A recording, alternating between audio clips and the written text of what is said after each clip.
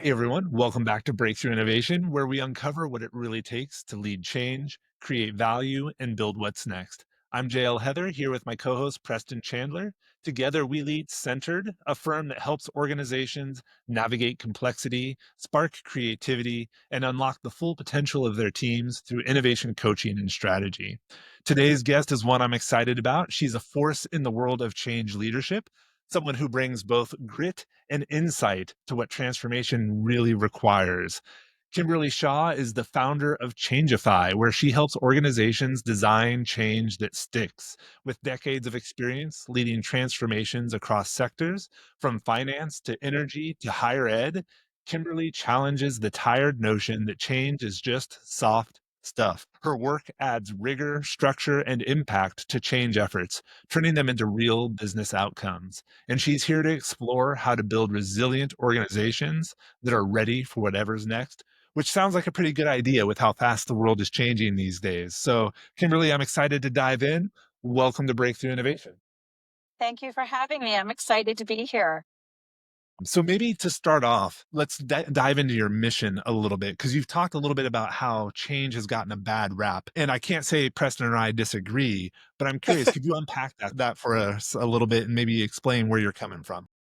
Absolutely. And I think you kind of referenced it a little bit in your intro. The world is rapidly changing. It's one of the constants that we absolutely have. And I think from a practice standpoint, it only holds that change, needs to adjust and adapt and accelerate as well. So where that leads into sort of we'll call it, accusations that maybe change can be light, can be soft, is really around that inability sometimes to deliver a change and have it actually be embedded in the organization, have it be enabled at the level of people. And really, from a mission standpoint, it is my desire through our practice to be able to look at ways that we can add rigor, that we can make it a little less soft, a little bit more enabled, build that capability, if you will, that muscle in an organization that goes beyond the initiative or the project or the tactical change, if you will, and really dig into what is needed when we blow kisses and wave bye-bye, as many of us do as consultants in an org.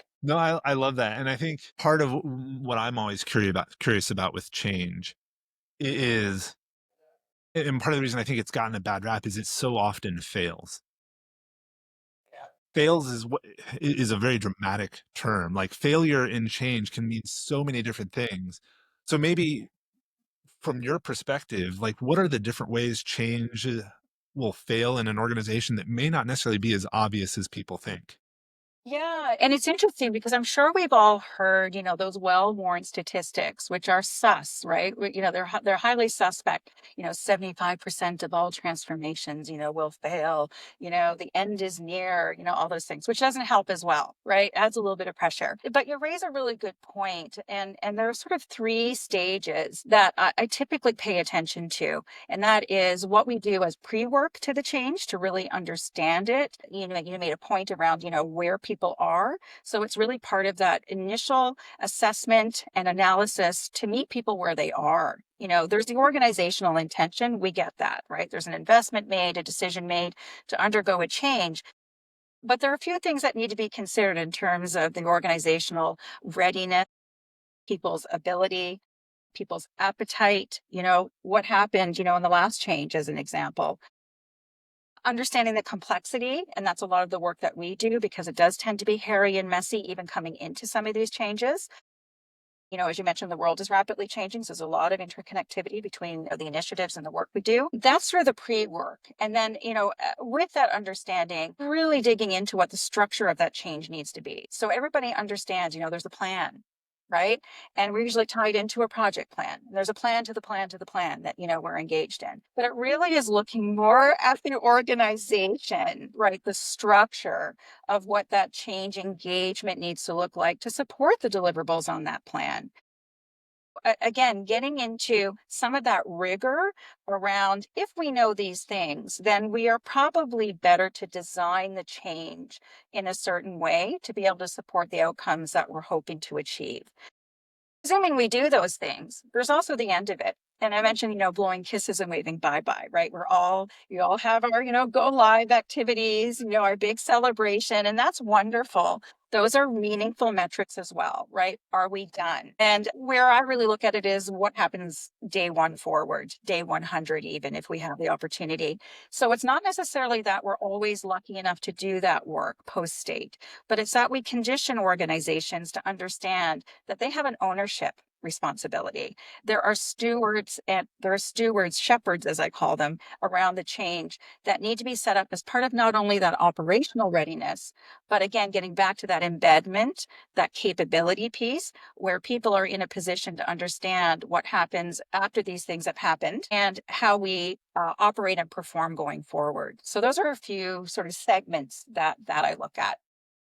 I think just how you're describing it, it's a powerful perspective of change because too often JL and I see, and I'm certain you've seen the same thing, is that people talk about change management and it's really just communications. Like that's the only thing they think of with change management. They're not thinking about like how do we actually go about doing the change? What types of things are we changing? How do we sustain that change going forward? Do people have the wrong incentives and so no change will work because they're incentivized the wrong way? It's so refreshing to hear your perspective, to realize that it's much bigger. It's not just the communication side of Oh, I love and hate that you even said that about the communications piece. It makes us want to kind of go in spasms a little bit. And don't get me wrong, there are amazing change communicators out there. I aspire to be one of them, and so I'm lucky enough to surround myself with great communicators. But you raise such an important point. Change, is comms. Just send out an email, right? Build a newsletter that maybe nobody will read. Do these things and, magically, change will happen. And then we're suddenly shocked that it may not. So communications to me is so important. Change is that, as well as these other things that I've mentioned. But even in communications, if I can, there is this level of what kind, what type, who, when, where, why. Why are we even saying anything? And also, what are we not saying? That is even more important around how we are building not just awareness, because that's common, right? We're not just informing, but we're also trying to build a bit of motivation and interest. We're trying to also build, ideally, hopefully, maybe some rapport and feedback. Do we want to know that communication is more than one way? Is it also just the stuff of saying and talking and sharing? Could it be the ways that we're engaging as well? And I think that's another piece in this sort of change puzzle as we look at how do we design for success is around how are we creating communities appropriate to what we're talking about, right? Are we designing for roles and responsibilities where it automatically just informs, if you will, what we talk about and how we talk about it. And again, I think there's also that piece about people being afraid. Sometimes, there is that fear factor about, do we share this or do we not share this? Right. So building these values around transparency, visibility, expectations, but also what's not happening and why. So that we can actually get to the heart of it. Maybe it's a natural thing and it's absolutely appropriate to where we are. Things are kind of quiet right now, guys, but hold on, you just wait. But it could also be these things aren't happening and we need to sort them through, and would love your thoughts and ideas around that. it. One thing that we often think about, and I think you think the same, is how do you get change to stick? JL often finds one thing is that, involving people in the change helps better. Change is happening with them, not to them. What are some other things that you've seen that can really help that change stick? Yeah, and I'll jump off of, what I really like about JL's thinking is, this idea of creating your change network and community, right? So a lot of times we think of stakeholders, sponsors, we think of, again, the typical sort of project structure, which has its place. There's nothing wrong with that. But kind of taking that change community, that structure forward, it's really surrounding the actual change, not only with the people that are impacted and impact, but will also be left, as we talked earlier, with the results. They're going to be living those as managers often on the front lines with workers whose roles and responsibilities have shifted. We're going to have leadership impacts where leadership necessarily, and that's a big one, leadership should not look the same post change necessarily. Our behaviors and attitudes may need to shift to put our arms around these changes within our teams and in individuals, right? There's also this piece as well, and taking that further is in that transition and sustainment, as owners of the change, as recipients of the change, but also as performers, learners, and improvers of the change. So, getting back to that capability piece, yes, we can do training and they can learn about cogs and wheels and gears and shifts. And that's fantastic. Again, another measure. But what do we do with that? And how is that actually informing and improving the organization at the local level of those departments and teams, but also more broadly in connecting it back to the values, the principles, the strategic objectives, right, of what we're up to? Now, is every change built for that? No. But in any case, right? So we don't want to kitchen sink or overdraw it, but it's the right rigor. It's about having that right level of reinforcement in the change. I akin it to surgery in many cases. You're not going to use every instrument to do an operation, right? And we hope not. And again, as trusted advisors, it's looking at that opportunity to say, understanding what we know, building and designing in the way we think this will work, supporting the plan and the deliverables. We're going to use these things from the tickle trunk, right? We're going to use these tools. The capability piece, and I keep coming back to this, is so important because the change is not done on day one. It's teaching the organization and people that ideally it is going to keep living. And you mentioned earlier about the world we live in. It's more complex, it's more integrated, it's faster. In some cases, it's messier. People are feeling things inside and outside these organizations, and we have to pay attention. So it's this idea of what do they get out of this when we're done? How are we promoting individuals, teams, and organizations post implementation? And is there an opportunity for us to look at improvements in such a way that we build on those changes effectively and it's coming from the heart and soul of the org and not from people like us? I love that. You said something earlier. It was this concept about designing change, which I like because I think this is a good link to innovation. We tend to think about innovation as a product or a service kind of thing, but it's just as likely that innovation can be about how we operate, because at its heart, innovation is just problem solving, right? So when we think about this, when we think about change, so often we see things that are very tactical, like we're just going to do what we did before, just slightly different. What I'm curious about when you look at change, what is separating that tactical, like incremental change from something that's truly innovative and transformational? What's the difference? Like, how do companies need to approach things differently to bring that innovation to change? Yeah, and I think there are some qualifiers in that, to your point. It's the idea of the vertical org as well as the horizontal org. So to your point about, and it's not just tactical, it can be, transformational change, and we'll lean into that a bit. But there is this horizontal flow, either from the project beginning, middle, end, either from, looking at the span of the organization that's impacted by a change, right? We know that. We get that. And the vertical piece is a lot of times we look at it in terms of leadership to land, right? Top to bottom. But it's also looking at it in terms of how is it integrating? Is it integrating, first of all? But how is this work integrating with some of those strategic principles that we talked about?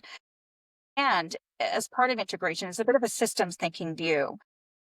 Are there other partners, other projects, other initiatives, other teams that we should also be bringing along in this view that are not necessarily seen in that tactical view, right? That sort of bubble of change that we're often charged to do that looks really great, for example, on a statement of work, right? That kind of stuff, which we deal with, right? We're all dealers, right? We deal with it. But it's looking at those connections throughout the organization, vertically, horizontally, that network perspective in terms of if we are doing this, then what are the impacts over here? What are the opportunities over here? What are the pitfalls and concerns over there? And building that into what I call the change story, which guides the deliverables for sure, but also serves as a feedback mechanism, a guiding principle, if you will, a set of values back to the organization and its leadership around where we actually are triggering, other thinking, other doing, other activities, other benefits, other supports in the organization, be they whether they address them in the course of our work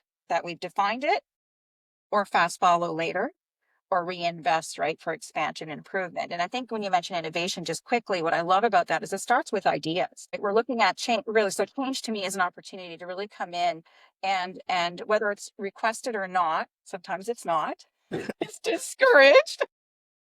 And with enough change thinking to say, in our assessment and analysis, when we look at this work, these are some amazing knock-ons that we can see. Whether you're interested in us exploring those as an add-on or as a value prop, because there's the whole value realization piece, we can do that. But we're probably going to have this in our list of opportunities as we expand and grow. And maybe this is a place to direct the org in support of your strategic opportunities, those kinds of things. I love it. And we could definitely dive super deep into any one of these questions and go a lot further. I do think we need to start moving towards the wrap up phase though. So maybe as a final question, Oh, right. no, I know it Time just flies flies. by. Yeah. But Good. as a final question, I'm curious, what advice would you give to a leader who's about to launch into major change, but knows their people are exhausted? Because I think there is a huge amount of exhaustion and tiredness and fatigue, change fatigue out there. So how do leaders deal with that? What would your advice be? Yeah, it's a great question. And I think it's first of all, they need to think about that. Let's start there. And that's part of I think the questions that should be asked and approached at the outset, right, of engagement. Not just, what are we doing and what are the decisions and what's informing this, but also, if we look at our teams and the impacted groups, internal and external, by the way. So we're talking about much about the guts of the organization, but I think another layer is anybody who's outside of it, consumers, right, any of these other agents, those kinds of parties. But to your question, it really is encouraging leaders to think about, the capacity and the capability of the teams that are going to be needed. And of course, that's part of our job, right? From a change assessment, understanding, design perspective, to prepare leaders for what actually is required in order to move that change through, and also enlist them given what those responses to those questions might be. And I would say predominantly we know that people are tired, right? Again, as I mentioned earlier, we're feeling things. To have them lean in on a regular basis as not just a representative of the change and the decision maker, but as a carer and supporter of their people through a set of changes that are designed to add value and improve, right, their situations. I Change gets tough before it gets better. There's hard work and change. Things happen. We know that. And it could be the difference, right, in terms of how we actually set this up for success or not. That will automatically, to your first point, right, make this more of a success or less of a success. It's also Great. about enlisting them to be not just caregivers, but communicators, especially not just about the good news, but sometimes about the bad news. Guys, this is going to be hard work. We have a million things going on and we know that we have competing priorities and we're just taking another piece of flesh in this. But I promise you, if we can do this together, these are the connections that we're making that will make things better. We really, really respect your commitment. And behind that, I would add our soft things to come back with soft to rigor. Celebration, reward, recognition, right? The Yes. opportunity for people to have safe spaces, and we often build them. They're not always there in organizations or not prevalent, where people can actually vent, speak to concerns, offer, problems, and not have it be considered a wrench, right? Or challenged, to the course of work. If anything, that's exactly what we're looking for. It tells the truth behind the work that we're doing. Love it. Kimberly, thank you so much for the time today, the insights. It's been fantastic. If people are looking for some help with change, want to engage with Changeify, what's the best way to get into contact with you? I'm all over LinkedIn, both as myself, not an imposter, I hope, Kimberly Shaw, and on Changeify. And also, you can reach out to me directly at kimberly@changeify.ca. Check us Love it. out. Awesome. Great. Well, thank you again so much for everyone else who's made it all the way to the end with us. Thank you as well. We look forward to seeing your 5-star review. We'd also love to hear from you in the comments. Change is hard. Everyone goes through it and it can always be a struggle. Let us know, what is your struggle with change and what have you done to make it easier? We'd love to hear from your experience. We'd love to benefit from your experience. And then lastly, if you know someone that's going through organizational change who could benefit from the wisdom Kimberly has shared today, feel free to pass this episode on to them and share the wealth. It does a lot for us. It does a lot for them. So we would greatly appreciate it. So, Kimberly, thank you again. Absolutely fantastic. For everyone else, thank you as well. And we'll see you all next time on Breakthrough Innovation. Thanks, Kimberly. Thank you.